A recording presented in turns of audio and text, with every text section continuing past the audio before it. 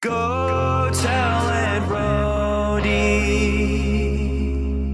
Go tell Aunt Rhody. Go tell Aunt Rhody that everybody's dead. Welcome, everybody, to episode 12 of the Cult of Dangerous ASMR podcast. My name is Stephen, and here is my co host. Everybody knows her. It's Boggle. Hi. The time is finally here. We're reviewing the crossover series. We've been building up to this for about a month. We've been talking about how mean the Countess is, how underrated the Yandere witch is, and how awesome and lovable the Tsundere wolf is. And now we are going to talk about them being all together in an Avengers style team up. This is the she didn't really name the crossover series. Shit. Okay. This is less epic. Boggle, pip out dangerous stuff. You all know the drill. YouTube, Patreon, Discord, Twitter, Redbubble. And to go into detail, YouTube is where she posts all of her stuff. Patreon is where you can get exclusive stuff. And it's a very good deal because the lowest tiers are $3 and $5 a month, and that's nothing. Discord's where all of us hang out, including Dangerous herself. She visits every Saturday night / Sunday morning. And Twitter is where she basically just posts updates whenever she posts a new video on YouTube. And then Redbubble is where she's been selling merch. Now, first off, you guys know the drill. We're going to talk about the two more recent uploads by Dangerous. And oh boy, we got some interesting uploads this week. First off, we have episode 17. Oh my god, 17. So yeah, best way to start, Todd is losing his fucking mind. I think he's been on that track since about part, 11, 12? Whenever season 2 began, he started losing his mind. Yeah.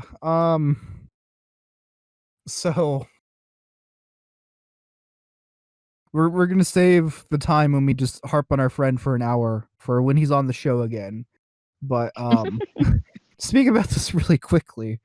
I am like so many feelings about this episode that bittersweet is like the only word that I can say. Like, I love it, but I'm also like annoyed. So like the ending and the possible change of direction of the show is something I'm really excited for. It's something that me and like Todd have like talked about like for a long time, just our love of superhero stuff. But like even though it's a storyline I didn't like, it kind of got it kind of just shoved all like the Angela and Debbie stuff like under the rug like within 5 minutes. Yeah, I think that's something I even commented on. I've made fun of Todd in the past. Like, it's almost a recurring joke at this. I mean, it will be if it happens again next episode. But like Stephen just said, part 16 ended on such a cliffhanger with us thinking that Debbie's betrayal of Angela was going to have some serious consequences. But it literally got solved in the first 5 minutes of part 17. And then part 17 ended on a weird-ass cliffhanger. And I'm like, if this gets solved in the first 5 minutes of part 18, can we make it a new gag that Todd ends on cliffhangers that actually are freaking worthless and meaningless? Please, Todd, if you're listening to this podcast, please don't do that. Seriously, like, I thought it was kind of funny, and I know Todd likes to subvert expectations, so I sort of appreciate it, but at the same time, like, one, it's going to get old really fast, and two, I'm like, suspension of disbelief. I already know this is a whack-ass story, but I feel like there's a point when it's like, you keep setting up these things that feel like they're going to be big plot points. And I get that you may not want to actually go into detail on all of them. So sometimes you will do a bit of cop out because, like, fine, that's fine. But if it happens too often, or if it, like, again, you know, Debbie betraying Angela, like, that was supposed to be, at least I thought, but again, I'm not Todd, so I don't know. But I thought that was going to be a huge thing. And I don't mean like, oh, it's finally, you know, gearing up towards the big showdown that we've all been waiting for, but more that, like, that was something big and serious. Like, even if Angela had, you know, it still made sense for her to easily escape the guards and prevent herself from being, you know, ditched at the next stop on the cruise.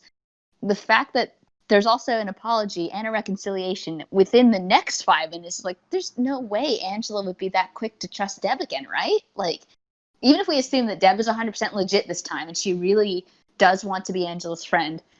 The fact that Angela seemed so quick to agree with it, I was like, how? That's what I mean. Stuff like that, where I feel like that at least should have had more. That should have been quote unquote dragged out longer than it actually was. Like, if nothing else, that particular part of it. Yeah, I definitely agree with you on that. It kind of sucks too because the character that's introduced, her name is Dolores. We finally get to hear Dangerous do like a southern accent, and she's a cool character, but she seems to be misses clear up the plots. It seems like she just knows all the information needed to solve everything, and it just comes off really convenient. It's weird because like I've been like dreading this episode for so long because I've been worried about, oh no, what's gonna happen to my poor Angela, and now I'm kind of like, oh well, nothing happened to her. It's just a minor inconvenience. What the heck? Exactly. But that's because we all know, and Todd himself was aware of this, but at this point, he's basically writing whatever comes to mind, and to hell with whatever he canonized last time. He'll change it up as he goes if he wants, because he even said, I'm very suggestible. So, like, Yeah. you pose one decent idea to him, it'll probably be in the next episode, even if it conflicts with something that was in the previous episode. So, He even said in the YouTube comments that he responded to me. Responded to me in the YouTube comments. He's like, yes, I'm literally trying to jump the shark every single episode. and so far, he's succeeded. Yeah. But I still love the series and I love the author. So, like, guys, we love bagging on him. And even though it's true, he is jumping the shark, literally doing backflips back and forth over it. It's so funny and I love it. Yeah. So like I'm kind of half like, can we just like end this like on like an either like a tragic type of note or like a happy note? Damn, you're actually wishing for a sad ending now. I'm wishing for an ending because I'm afraid of what's gonna happen if he does 5 more episodes. Todd, you've broken Stephen. He went from wanting a happy ending to being willing to take the sad one if it meant it would be over. Ouch. I really hope he's not trying to break me to get me to admit that. He's like, all right, Steven, here's your tragic ending. Angela dies and then Deb gets with the husband. And I'm like, no, that's like the worst thing that can happen. A couple nights ago when me and Boggle were together talking in bed. Oh shit, I didn't mean for it to sound like that, but get your minds out of the gutter, people. But I mentioned how like if I was able to write my fan fiction for the series, it would pretty much be Debbie's the Emperor from Star Wars, and I'm Darth Vader, and I just pick her up and just I just will my strength to pick her up and throw her off the boat, and she just falls down a chasm, and presumably blows up for no reason. Yeah, fuck Deb. That's all I gotta say. We will see next week. We will see next time what happens when Lola takes on the spider from Wild Wild West. And if you've seen the episode, you get what that means. Do you have any final thoughts on this episode, Boggle? Yeah, what the fuck? Exactly. It really is a great episode, honestly, though. I did enjoy it, even though in the grand scheme of things, it's a bit nonsensical, and I'm absolutely going to rag on Todd for that. And next episode's probably going to be even worse, but I still enjoyed it. Yes, I really did. Yeah. Todd didn't do the thing. I had this prediction, and if he would have done it, it literally would have broke me, so I'm glad he didn't do it. I don't want to say it because I'm afraid he'll do it, even though I already told him in real life. But it is kind of nice that even though like I was ragging on like how convenient Dolores is, it is nice that someone was like, yeah, what the fuck? I know what Angela Jekyll looks like. I know that the version that appeared at the wedding is another version. It's this little blonde mousy girl that's really Angela Jekyll. It's like, I'm glad somebody knows that, because I feel like that would have been a huge plot hole. Just like have like nobody know that Angela Jekyll was this form of her is her real form, especially because she's supposed to be world famous now. But yeah, and I am kind of hoping we hear the interview, even though it's just literally just going to be exposition for the whole series again. Which that's another running gag. How many times things have been repeated in this series? We come to our next episode. A big surprise because generally like a lot of series is like take like a month or like a month or several months to like get a new episode, but we already have a new episode of Blackmailed by Your Sadistic Crush, written by Joshua Frey. And yeah, this one wasn't insufferable like the last one was.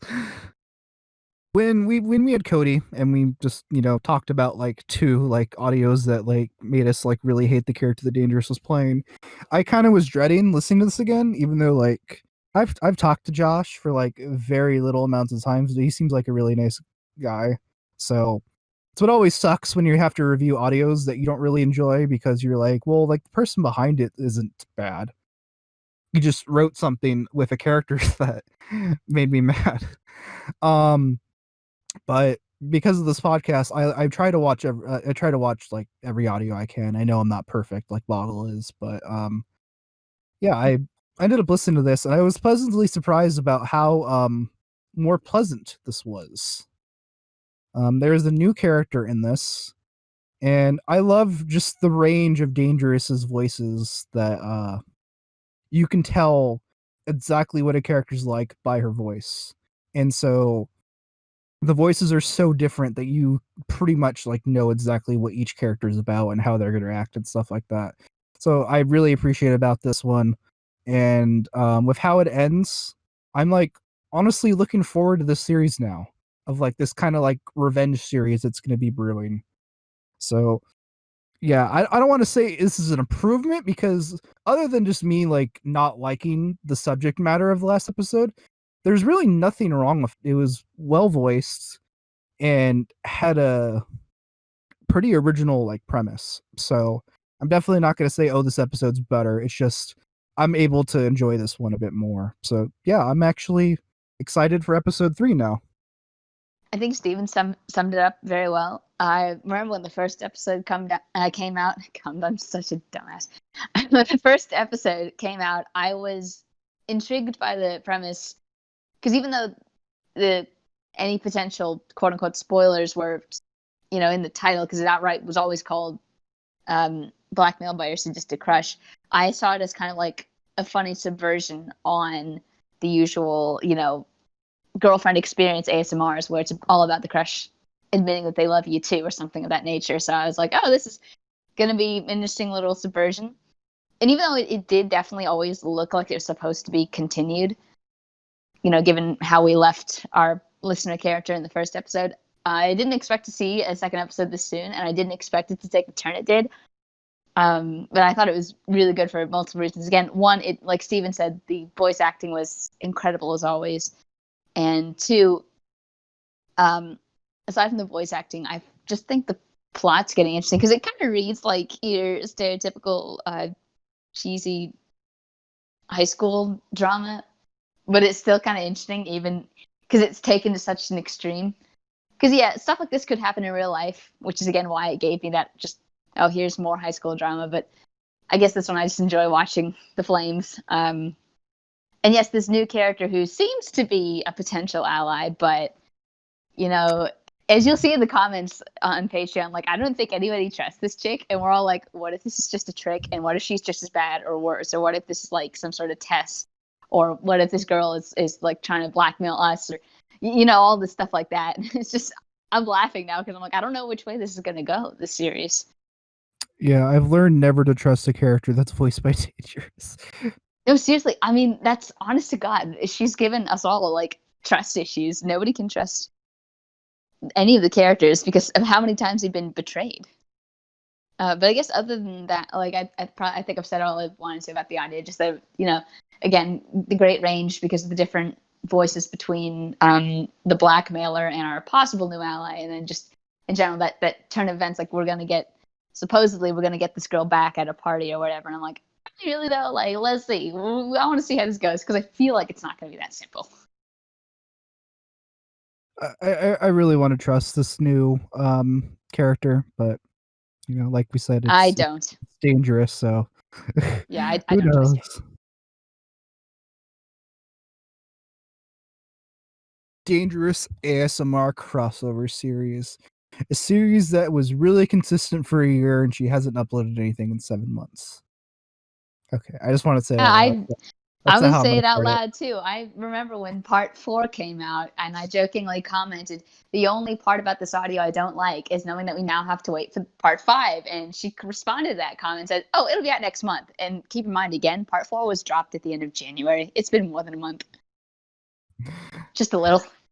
We love you, Dangerous. Any and all ragging is meant is meant to be for fun.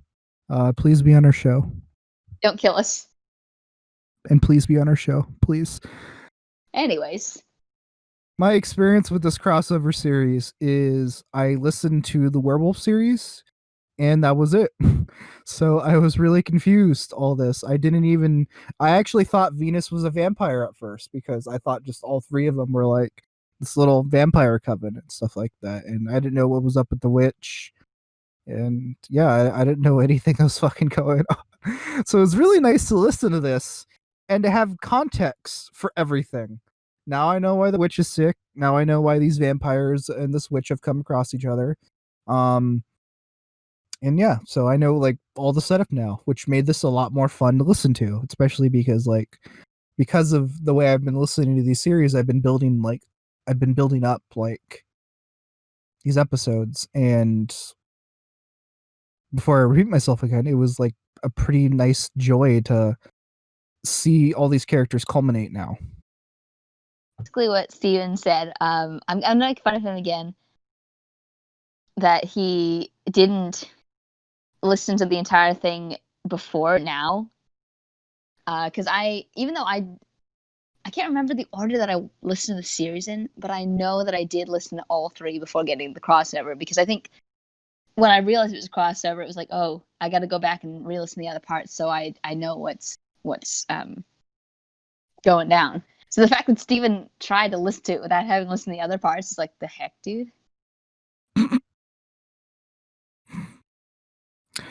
Yeah, it's even funnier because I didn't even listen to a single Yandere Witch episode until like 2 weeks ago. Oh. Like, at least the vampire series, like I tried to like listen to episodes beforehand. Okay, fair. But like, yeah, like I had no context for anything. I don't know what the hell was going on. Even when I listened to episode 4 and I was more of a Dangerous fan, like I still didn't know what was going on. I just listened to it because, hey, new video. Because I think, like I said, I listened to part of the werewolf series last year, then kind of fell away from the fandom, then came back to it. And I think on my second time around, I can't remember if I listened to the vampire or werewolf series first, but I know I listened to the witch series last by several months, I think, but I still got to it eventually.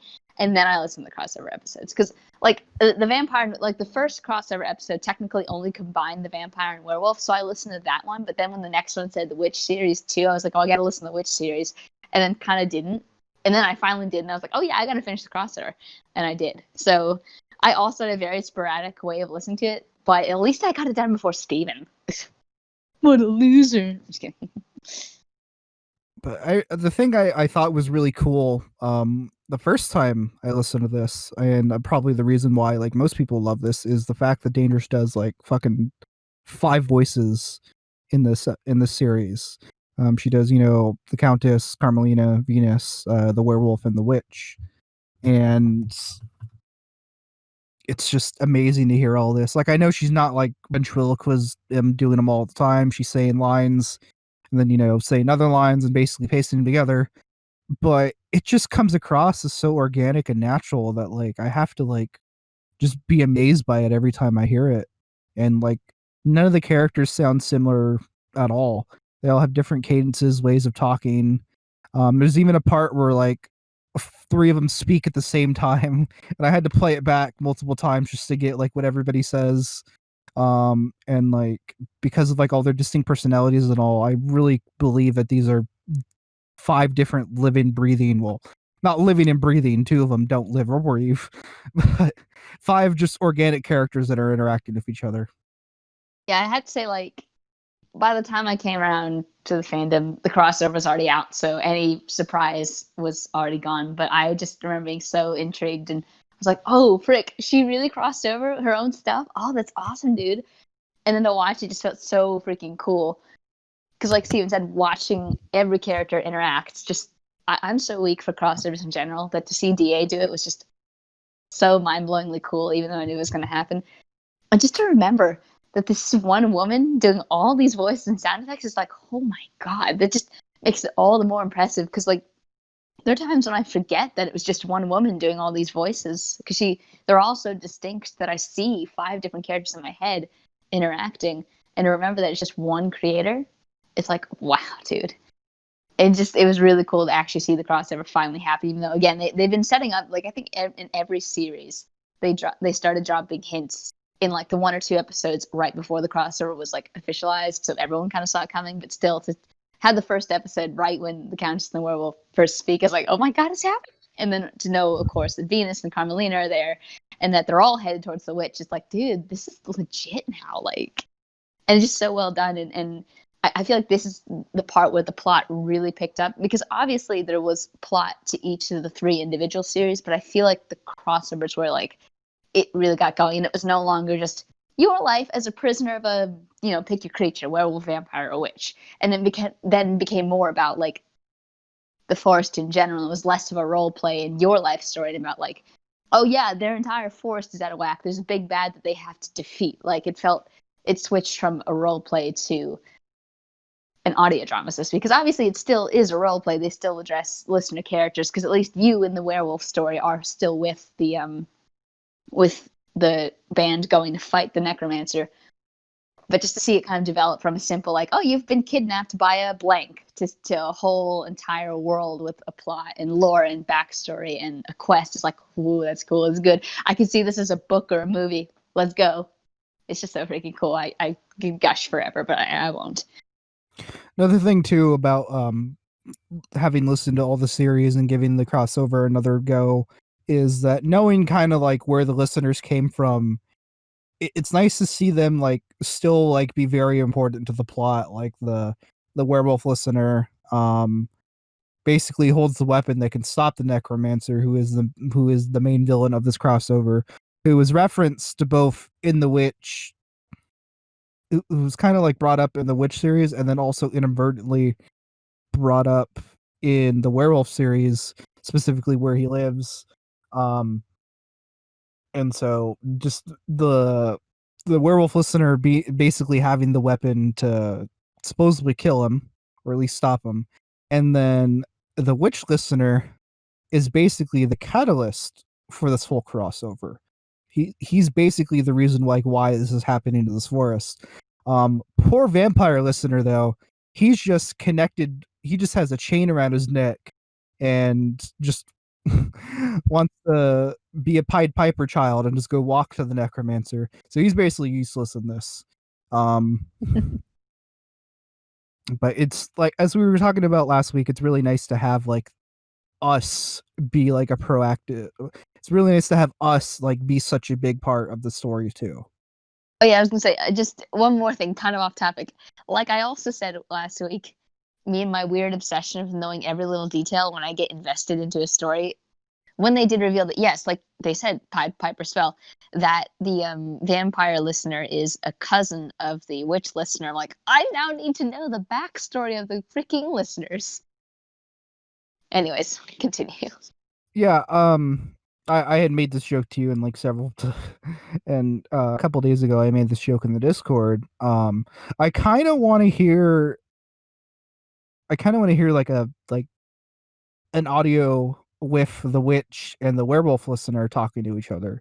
So I feel like they have I feel like they have like a lot of things to say. Like there's a lot of jokes where it's just like, "Oh, you're with a werewolf, right?" I'm like, "Yep, she totally digs me." And like, "Oh, sorry about your cousin, bro." I don't know why they talk like frat boys, but that's just how they talk in my imagination. But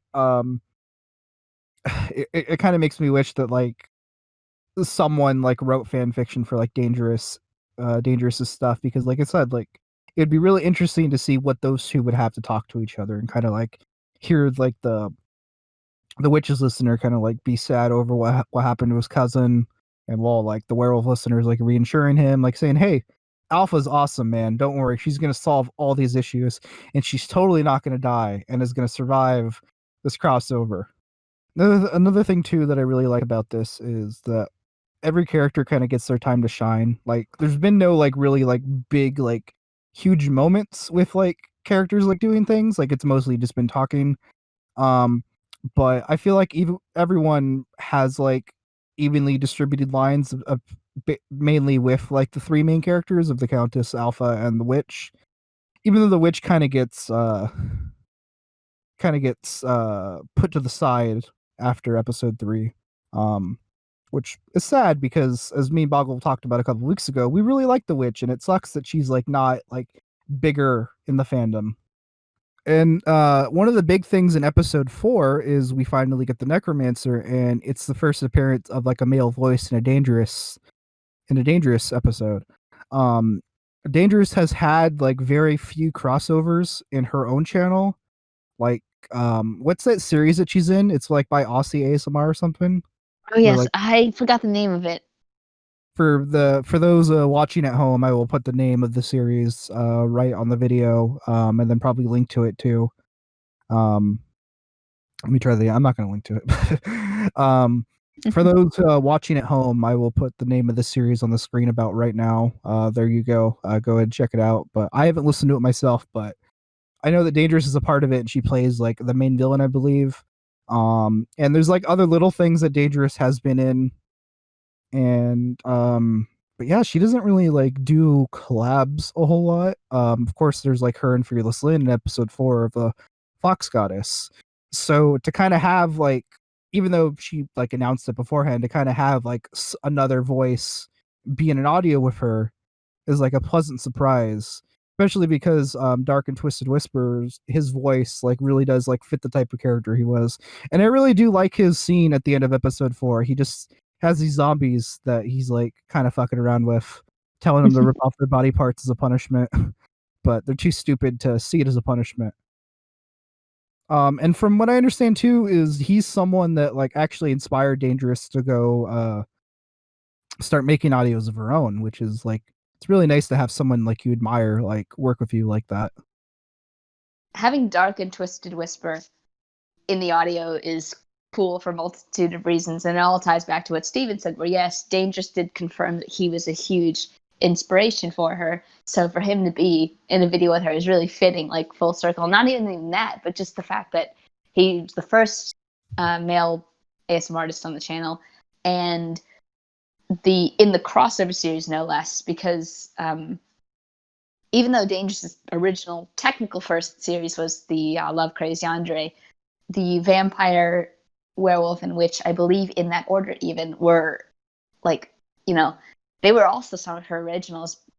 So to see Dark and Twisted Whisper not only on her channel, but in one of her original series, so to speak, like one that was written by her and one that's been around since the beginning, just feels like really fitting and really cool. And also, like Steven said, like, yeah, I think he did a great job. Like his low, quiet, kind of raspy voice. And yeah, that like kind of made him like, he himself is not a comedic character. He's played very straightforward and very cruel, but yeah, that zombie minion that he talks to, even though all it can really do is grunt back at him, that was definitely funny. By the way, Danger, if you need any more help with male voices in your audios, you can ask me, but I'm not very good. As you know, you can look at my own channel and look at my own audios. They're not that great, but hey, I'd be willing to do it. That is the sound of a simp. Yeah, my hope for ever being a DA audio is one, I want to play the husband in Jekyll and Hyde. Just have to keep asking Todd. See, I'll ask Todd. I won't ask DA to do that. I have like jokes like in my head that like I want to write like a fan fiction. I basically want to make a fan audio that like cuts together like a Jekyll and Hyde audio with my voice as the husband. And so basically what I thought of was like Angela like kind of wins the battle between her and Lola because she realizes the listener likes her, just the husband likes her just the way she is, and she's like, but why? And then it's just me saying, because Angela, I love you, and just completely ruin it because my mic and talent is nowhere near DA's. Hysterical. I'm still gonna do that to him, depending on like where the next episode is. I'm totally gonna like do that. He's gonna find it hilarious and then make fun of me. I'm like, haha, that wasn't an audition or anything. You're right. you go home and like cry alone, like yeah, mood. I think he brings like a really cool like presence to this, and he's part of the reason why I'm like super excited for the next episode, other than just I want the fucking next episode already. Sorry, Same. that was a little bit of anger. I apologize for that. But Yeah, that's in what 7 now? What are months, we on? 7 months of anger. as much as I like, fuck, man, I miss Alpha so bad. um, Look, because keep in mind, the only reason Stephen decided to have us do like crossover month was because Dangerous promised to have the next part out at September. But we'll see, guys. We'll see. Yeah. I hope. Me and Boggle were like making jokes that like with how powerful this podcast can be sometimes, wouldn't it be great if the Monday audio was the crossover? Like how perfect would that be? And I'm gonna be We've really had that annoyed. kind of magic power Yeah. before, so maybe. And I'm gonna be really annoyed. Like so basically the crossover episode cannot come out next week or else I'm gonna be very annoyed. It come out the week after. Just next week specifically. I'm just gonna be like, are you kidding me? I would have waited a week, it would have been perfect. So please come out in 2 weeks. Next week we're gonna talk to SF about Witch's Experiment. So I would kind of like to keep all the attention on him anyways. But kind of going back to what I was saying before me and Boggle ranted about like when the hell episode 5 is going to come out. I really can't wait to see the necromancer interact with the leads, because once again, like just having another voice, specifically a male voice in a Dangerous audio is really exciting. So to kind of going to be very exciting for us. All right, prediction time, Boggle. Who do you think is going to bite the dust? See, Dangerous has already like spoiled it a couple times, but I don't know, because What do you mean? she said she wanted a season 2 for the Oh, vampires and freaking werewolf, logistics. I mean, it's but even though she confirmed there would be no season 2 for the witch, I think she did say no, the witch is still alive. So yeah. I really feel like death wise she could always just cop out and just like, oh yeah, the witch, she lost her power, so like the witch died. And it's like, well, that makes sense with the story, but everyone's gonna hate me for this, and it's funny too because I like this character more. I think it would be like really shocking if she killed off Carmelina. Like I know that would possibly I know Oh that god. would possibly conflict with doctor's orders, but then again, we don't know. That could just be like we don't know doctor's orders. But can you imagine like, How pissed everyone would be. Oh yeah. god. But I feel like it wouldn't be like, oh, screw you, DA, we're not listening to you anymore. It'd be like, oh my god, DA, you broke my heart. Why would you do that? Like I feel like that would be a good like way to go. Dangerous has pretty much said Venus won't die. Which, you know, that could mean Venus could die, but then again, I think Venus has said like she doesn't even know if she can die, so because we don't know what the fuck she is. The Countess dying kind of makes sense too if she's sacrificing like herself for her thrall, which as we see in episode 3, she definitely does have a degree of care about him that she kind of has never really come out and said, which, you know, I rag on the Countess a lot, not because I think she's a bad character, but just because like I have a hard time like feeling for her and caring about her. But like to kind of like read between the lines of what she says, it's nice to hear that she does care about the thrall and by extension us. I just don't want Alpha to die. Oh, God, I would be Plot twist: everybody lives, including the necromancer, and they redeem him, but Alpha dies. Yeah. I would definitely stop being a Patreon for like maybe like a month before I'm like, oh wait, no, I missed my porn. Let me come back. Mood. Before we go, do you have any like favorite moments from the crossover? Ooh, that's a hard question. Like, can I just cite the entire crossover? Because, like I said, I mean, I don't know if I have like a particular moment, but just seeing the characters interact. Like, anytime there's a moment where they're all together, like characters outside of each other. Like, again, you know, the very first moment when the Countess interacts with Alpha, and then even when they get to the witch's cabin, they're before they understand the severity of the situation, there's a little bit of banter, which is just kind of funny because I believe it starts with Venus trash talking like she always does, and then Carmelina kind of rises to the bait and argues back with her, and the Countess tries to rein them in, and at the same time, you know, the werewolf was kind of like, we're just here for healing potions. And the witch is like, okay, enough. And that's when we finally get like the story of what happened. And it's really funny because a lot of, obviously, Venus is written as a very comedic character, so she instigates a lot of the moments of comedy by just being a little bitch. But it's funny anytime, you know, even like that very same episode was very serious because, you know, we find out the witch is dying and the necromancer is growing stronger, and she's like, you know, there is a way to defeat him, but it's gonna be really hard. And it's gonna take all of you together.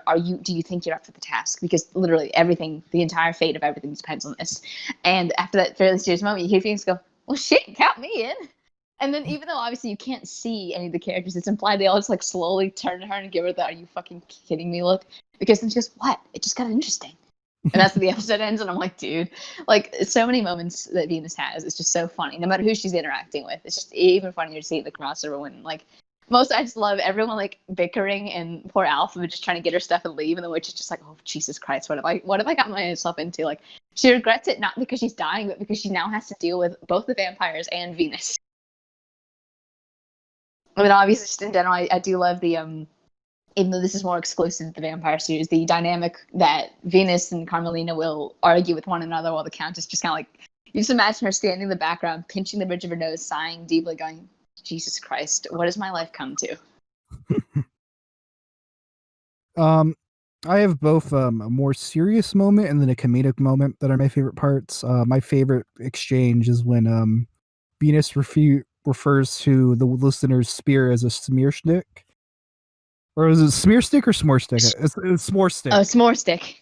Because Venus is a time traveler, and that's why she references Vampirella too. And gets coffee at Starbucks. But she refers to it as a s'more stick because she's a sarcastic bitch. And then Alpha is like, it is a spear stick. It's really good for catching fish. Yeah, the way the werewolf talks is also freaking adorable. Like, Dangerous did such a good job with making these characters so distinct, not just in voice, but in, like, the quirks. Like, with Venus being the Valley Girl bitch and the werewolf just having this soft but very confused voice all the time where she takes everything too seriously. It's great. And the other moment that I really liked, something a little bit more serious, is the witch explaining, like, basically what's happening. And it makes me really sad because kind of how I look at the witch is she's just so lonely that just the thought of giving her, you know, her apprentice, so many other words, slave, apprentice, Yandere victim, whatever you want to call him, she's just so lonely that she thought like giving him magical powers would be the best thing to do. And while that's cool, she risks a lot by doing it. So to kind of like not only hear her regret and sadness of having to explain this, but to also like hear her die and talking about it, it's a really good acting moment from Dangerous. And now that, like, I feel like I'm repeating myself a lot, but now that like I really enjoy this character, it like didn't make me tear up or anything, but it really did like kind of like, you know, like touch me in my heart, like listening to that, and like I felt really bad for her. And then like I couldn't remember if she died or not when she did the spell, so I was actually worried for like a couple. It was a really good moment, a really good source of acting from Dangerous, because like now I feel like I'm repeating myself a lot, but having listened to her series and kind of like starting to champion her as like a character people should like be more into, and kind of like championing her as like this pretty like unsung hero of like the Dangerverse. It was kind of like not necessarily like making me like tear up or anything, but like I really did feel it when she was like explaining why she did it, and like just to kind of hear like how sad and guilty she is by it while also seemingly dying. And I kind of forgot whether she did live or not after she did the spell, so I was like worried for like a few seconds that like, oh no, she might be dead. So I was really glad that she's still alive, and I'm hoping that like her and the listener can kind of like, because I was hoping that her and the listener can kind of like get close again, because it's the relationship seems to be kind of deteriorating. as me and Boggle, as I was telling Boggle last week, as I was telling Boggle 2 weeks ago, I feel like because the listener's gaining in power, her whatever like enchantment she put on him is gone, and so while he might still love her, he's basically like free of like her influence now. So I'm really interested to also hear more with them, but who knows what's gonna happen? All I know is I am super excited for episode 5, and I hope it's coming soon. Fingers crossed it'll be this month, like she said it would. But yeah, actually, just to quickly go back to what Steven said, yeah, like in the case of the witch, so much changing for her. There is so much potential for new drama between her and the listener character, even though I doubt we're going to really see much of it because, the main focus is on the necromancer. And admittedly, even though Dangerous did talk about season 2s for some of the characters, she said that I don't quote me on this, but she basically said there wouldn't be one for the witch, but she was hoping to do one for the vampire and werewolf, which I understand why. They're more popular characters and quote unquote more exciting. Like, because again, if you think about it, the witch, the series was fairly short. It's basically just you in her hut. But with the vampire, you went places, and the werewolf, you went places. So I understand why she'd focus on those two. So it's a little bit sad to hear that the witch might not, like, not that she'll never come back, but more in the sense that, like, she won't, if Dangerous even freaking finished the crossover series, that she won't receive a season 2. But regardless, I do agree with Steven, like, this newfound potential for drama. And actually, going back even further, when he was saying how her motives behind what she did and the devastation she felt when she saw what it actually caused, I really like that. The character who's genuinely regretful for their actions and is in the case of, like, she knows she messed up. She knows it still hurt people, but she's of the mindset of, like, I never meant for this to happen. And I'm like, so seldom do we see that sort of mentality in the Dangerverse. But not even that. I think I said this a little bit in the last episode. Basically, what I like is, yeah, when Countess is kind of like passive aggressively threatening her over the thrall, she's like, if we don't fix this, if I don't get my thrall back, you're going to be the one that gets punished for it.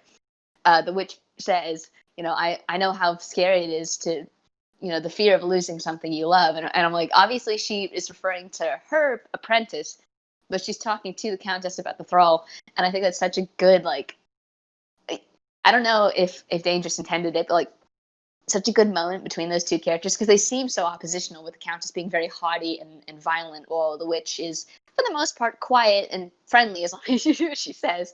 But see these two seemingly oppositional characters kind of having this moment of sameness and understanding of, like, yeah, both of them are terrified for the sake of their loved ones, even if the Countess doesn't like to admit it.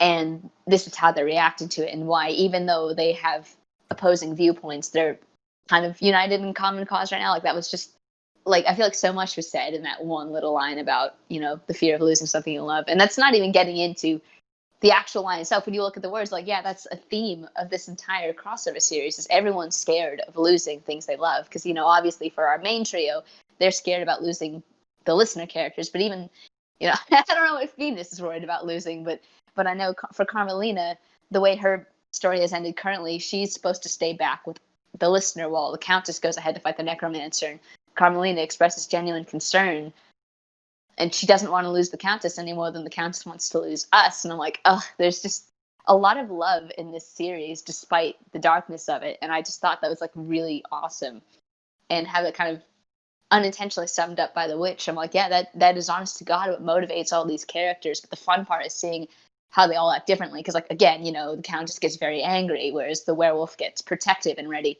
to defend the pack. And the witch is just like, I want to make things right, even if I'm too weak to do anything more.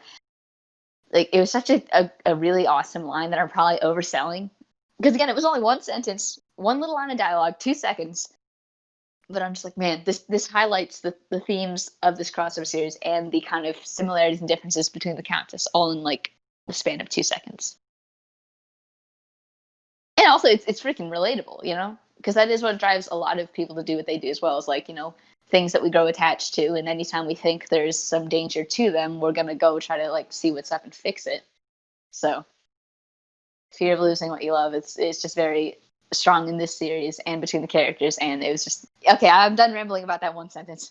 All right. And so in closing, I just want to say that, like, you're really doing a disservice to yourself if you're a fan of Dangerous and you don't listen to not only the crossover series, but all 3 series that come with it. I know it's a lot and it's kind of intimidating, but if you don't do that, then you don't really know all the quirks and personality traits that make these characters great. And you're missing some of Dangerous's best work if you do that. So me and Boggle are practically begging you, please go listen to all the series. Maybe don't do it in one night so that it all bleeds together, but like over time or a week or something, like really give this a try. This crossover is amazing, and the more we bug Dangerous about it, hopefully the faster episode 5 will come out. Which, please, September, just not next week. With that being said, I'm your co-host Stephen, and this is my co-host Boggle. If you enjoyed this podcast, please leave us a comment, whether you agree with us or disagree with us. Just start any discussion. That helps out the channel. Likes and dislikes also help with the channel. And if you want more, I upload this basically every week. We have fucked up sometimes, but other than that, this comes weekly. The scheduling's kind of fucked up, so the best way to keep track of everything is please subscribe. I know it's a YouTuber thing to do, but hey, subscriptions help. And with that being said, we will talk to you guys next week. We are going to be reviewing Witch's Experiment along with the writer SF. You guys all have a nice day. Holy shit. We did an ending finally. Woohoo! Yeah! He did it! Steven finally got a motherfucking ending. Woo! Yes, we did it. High five.